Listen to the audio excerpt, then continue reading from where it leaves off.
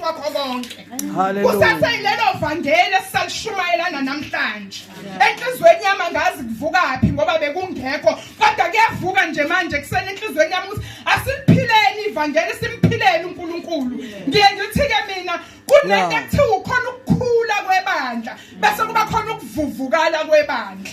Namhlanje singathi ibandla liyakhula sibona abantu bebabaningi kanti liyavuvukala alikhuli. Ukukhulu ukukhonza nabantu abawu4 abayiquality abalaziyo ivangeli. Asikhalela ukuthi abantu bagcwale babe u100 kodwa bangenzi kona. Ngeke kuze kusize.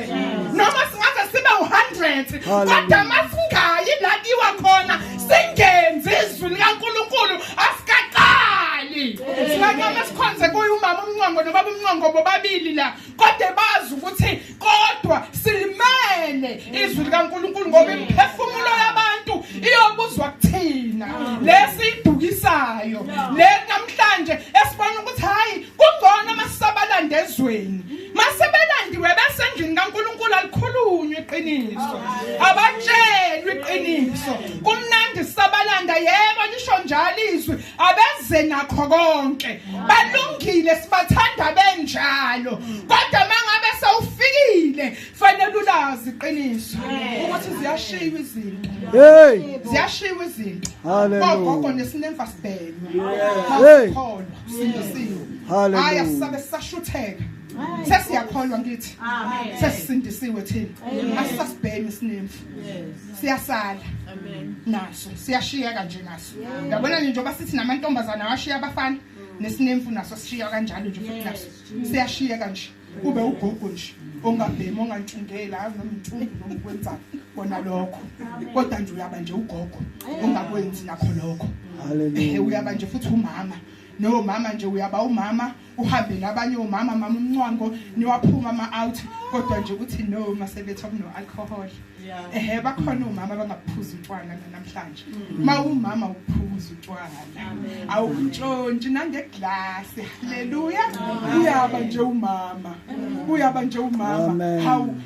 izwi likaNkulunkulu ke ngisayengathi ngelinye ilanga ngikhona la esosha nguve ngathi izwi likaNkulunkulu lathi thanda umakhelwane wakho njengoba usithanda la ngabe lisasho ukuthi mangabe umakhelwane wakho eyinyanga ungamthandi mayesangoma ungamthandi mayesifebe ungamthandi lithethanda umakhelwane wakho njengoba mina ngikuthanda so ke bazalwane siyabathanda nabangakholwa kodwa sikwenza sihlanganyeli nabo kwabakwenzayo asibazondi mangabe umakhelwane wakho umbuki kaba ungambingeleli ngoba wena kusuyakholwa ke cha nasesikoleni uyababingelela ube nje uphile nje nabo kodwa uhlanganyeli nabo kuba khona ukwehlukana futhi awubabalekeli uyabatshela ukuthi hayi senenza lokho hayi izwi lithi bazi kahle ukuthi lithini izwi ngoba abantu abanye esiphila nabo kuqala ngisho emndenini yethu ngeke size sibakhethise ngenkani siyabakhulekela siyabatshela ngezwi likaNkulunkulu bese ukuyikhethela uqala kokuhlakanipha kungumesaba uJehova ukuyikhethela kuba kumuntu kodwa wena uyaliphila ivangeli phambi kwabo bese uyasho ukuthi inkosi noma sebengasaphendukanga ngaphi igazi labo ngeke libuzwe kimi ngayidlale yami indima ngalikhuluma iqiniso kwabaqoqa ubona ukuyikhethela babona ukuthi hayi ngeke akukhonakali baze bashoke ngisho emsebenzini esisebenza kuyona bathi nina abazalwane ninamanga kabi akwenzeki ucabanga ukuthi nje wena kulesi sikhathi samanje ungathi nje wena uphuzi hayi ayenzeni nje leyo nto namanga umuntu ke ngithi mina umuntu ubhodla kudlile mawucabanga ukuthi angiphuzi kusho ukuthi wazi ngoba wena uyazazi uyaphuza ikona kungicabanga ukuthi ngeke kwenzeke nje ubhodlani okudlile ngeke uzuyibhodla into ongayidlanga usuke ukhuluma kusenhlizweni yakho so ke bazalwane asikuphileni ngiye ngithi inhliziyo yami nje namhlanje inokuvuka ekseni yaphenduka yababhlungu ukuthi ngibona ngathi kwesinye isikhathi bazalwane thina esicompromise ivangeli ithina esidayisa ngoJesu ithina esihlanganyelayo sidayise ngaye sibukise ngaye lithizwe sisuke sesimbethelo kwesibili ithina sibethela uJesu simbethela sesilazi iqiniso ngokuhlanganyela nabantu abangakholwa ezintweni zabo hayi ungabakhulumisi siyabakhulumisa siyabathanda kodwa sihlanganyeli bazalwane awuthi ngoba nakho ngoba amangabe umesaba uNkulunkulu umthanda umethemba umsaba ngisho ngaphansi kombhede awuthi awuqalazi uthi hayi oProsper bekho obaba umncanga bekho mama umncanga bekho hayi akekho ngibonayo ngesonto nje ngofika sengi right akekho ngibonile uNkulunkulu ukubonile ukubonile uNkulunkulu konke lokho kwenzile kusukela ngomsombuluko kuze kube namhlanje uNkulunkulu bekhona uNkulunkulu ukubonile asikubonanga thina ayikho inkinga abakubonanga ngomncwanga abakubonanga ngoProsper abakubonanga ngoBabsambo kodwa uNkulunkulu ukubonile haleluya ngiyathanda bazalwane ngicela ukufunda nje lelizwi bese ngihlala phansi litholakala kuExodus chapter